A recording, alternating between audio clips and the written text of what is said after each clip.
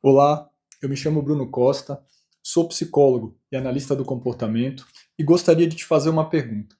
Alguma vez na vida você já passou por uma determinada situação, viveu uma determinada experiência que você sentiu que transformou você por completo? Que depois daquela vivência tão significativa, você não era mais a mesma pessoa? Muito bem, existe um experimento do Skinner que eu acredito que você vai gostar de conhecer.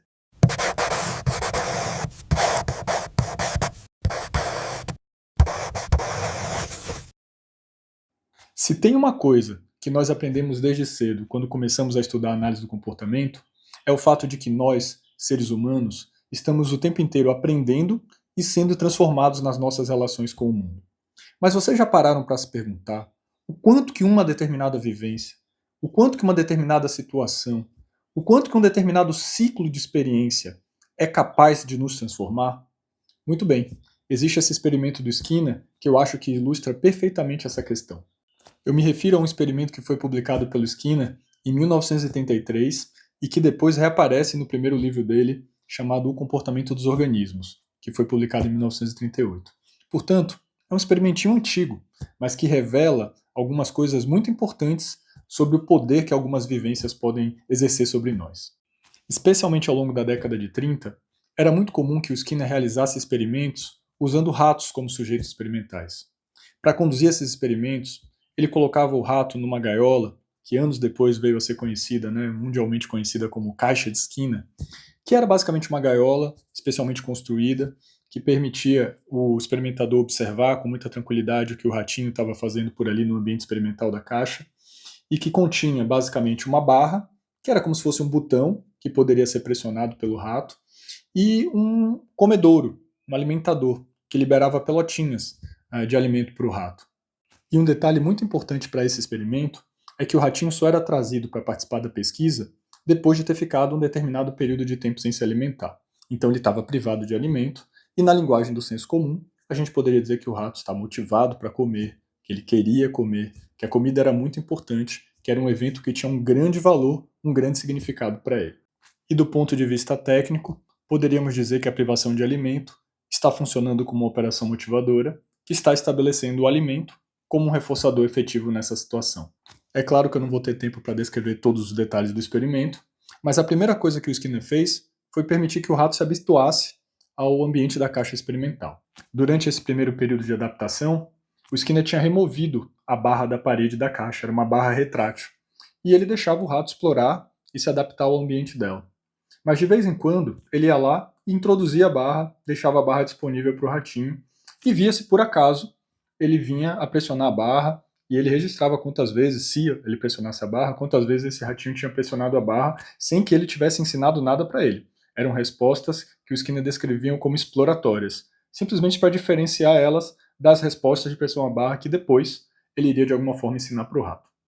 Depois que o rato já havia se adaptado ali ao ambiente da caixa experimental, uma segunda coisa que o Skinner fez foi uma coisa que a gente chama de treino ao comedouro. Então ele ensinou para o ratinho o que era o comedouro, liberava de vez em quando pelotas de alimento para ele, sem a barra disponível na caixa, então a barra não estava presente durante todo o período de treino ao comedouro, até que o rato encontrasse a pelotinha de alimento ali na bandeja de alimento. Depois que o ratinho comia a primeira pelota, ele liberava outra, aí o ratinho comia, ele liberava outra. Então agora o ratinho já sabe aonde é o comedouro e também já aprendeu, eu vou falar com a linguagem do senso comum, a relacionar o barulho do comedouro com a liberação de alimento. Então, falando mais tecnicamente, o som do comedouro estava se tornando um reforçador condicionado e também um estímulo discriminativo para a resposta de se aproximar da bandeja e comer o alimento. E apenas para acompanhar se o treino ao comedouro tinha exercido alguma influência sobre as respostas de pressão à barra, depois do treino feito, o Skinner de vez em quando escolheu alguns períodos em que o alimento, claro, não estava presente, nenhuma pelota seria liberada para o ratinho. Ele escolheu alguns períodos para introduzir a barra na caixa e ficava observando se por acaso o rato pressionava a barra e quanto ele pressionava a barra. Então ele seguia registrando a ocorrência dessas respostas, tá certo? Depois dessas etapas, o ratinho estava então pronto para viver a verdadeira manipulação experimental, que era o objetivo do Skinner. E o que o Skinner se programou para fazer? Em um outro dia, ele trouxe novamente o rato de volta para a caixa experimental, privado de alimento, e deixou a barra disponível para ele.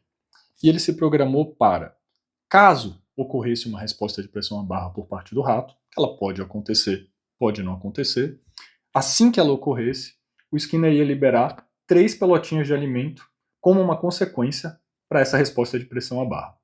E é muito importante eu destacar para vocês que essa seria a primeira resposta de pressão à barra da vida desse rato que seria seguida pelo alimento enquanto uma consequência, nesse caso, reforçadora. E o resultado que o Skinner coletou foi impressionante. Eu vou mostrar aqui na tela para vocês. E essa aqui, então, é a figura que eu retirei do experimento original do Skinner. E a gente pode ver nessa figura 3 gráficos, 3 curvas, que estão organizados de baixo para cima na seguinte ordem: o gráfico A, o gráfico B e o gráfico C.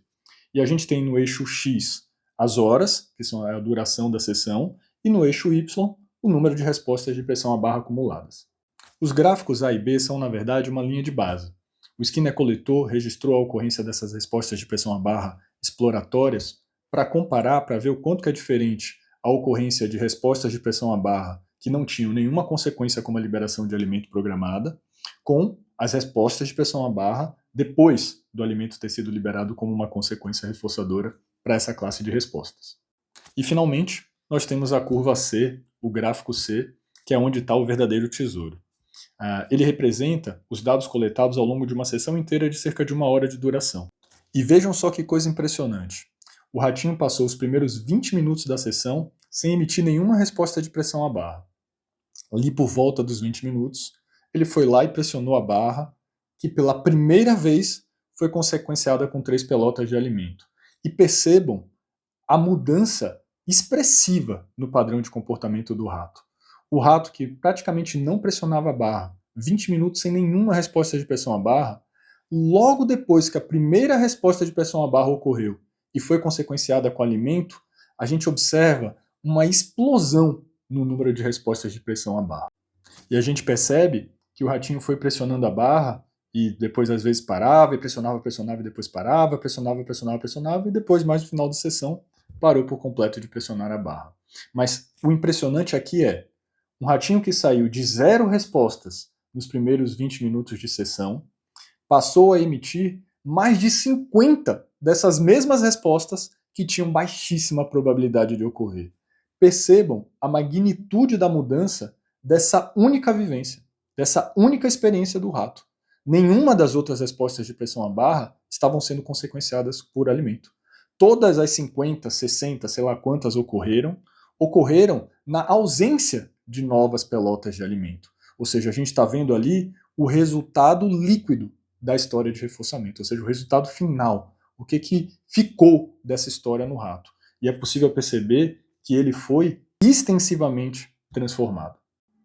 Fica muito fácil perceber, a partir dos resultados desse experimento, o quanto que o padrão de comportamento do rato foi transformado por um único evento reforçador. Percebam, a gente pode dizer que os efeitos dessa experiência foram imediatos. Logo depois da primeira pelota, o rato começou a responder, a pressionar a barra de alimento muito mais do que antes.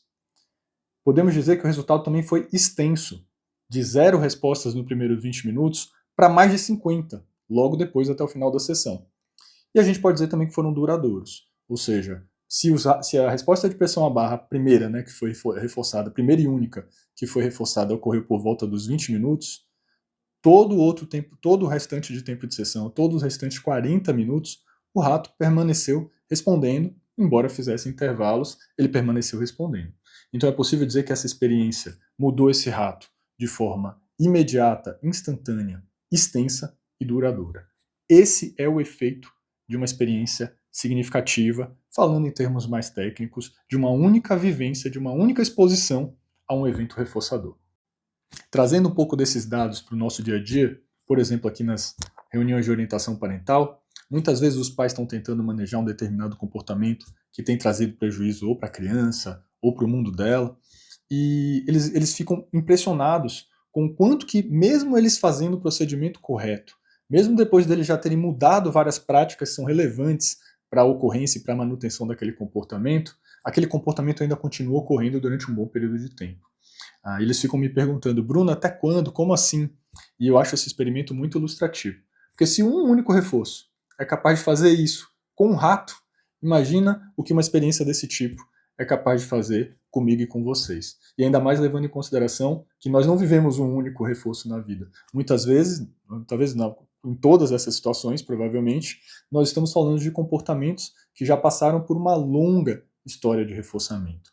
Portanto, as crianças vão ter que viver vários novos ciclos diferentes para produzir essa transformação desejada.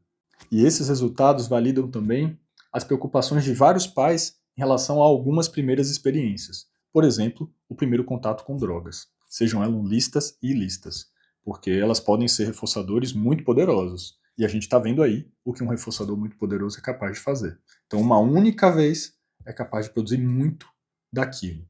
E isso preocupa em alguns contextos, é claro.